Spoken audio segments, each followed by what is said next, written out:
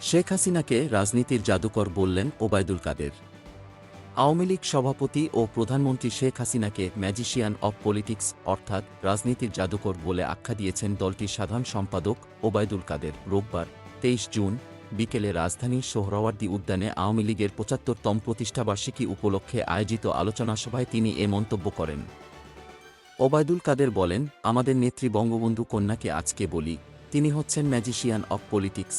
আজকে আমি এই দেশে আল্লাহ পাকের ইচ্ছায় দুটি লেগাছি সৃষ্টি হয়েছে।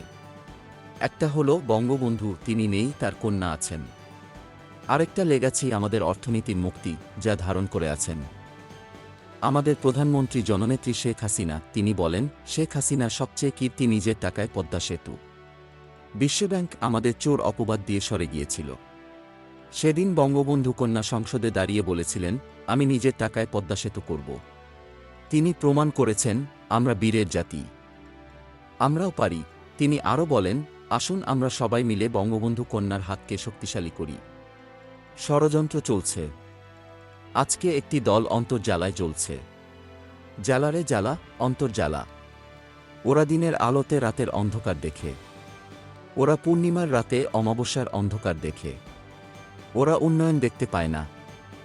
ওবায়দুল কাদের বলেন, তারা আমাদের স্বাধীনতা ও মুক্তিযুদ্ধের শত্রু। তারা আমাদের দেশে স্বৈরশাসন কায়েম করেছিল, মুক্তিযুদ্ধের চেতনাকে নির্বাসনে পাঠিয়েছিল।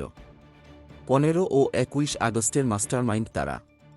সেই অশুভ শক্তির বিরুদ্ধে ঐক্যবদ্ধ হতে হবে। তিনি বলেন, আমাদের এই বাংলাদেশে আমাদের সর্বশ্রেষ্ঠ অর্জন বাংলাদেশের স্বাধীনতা।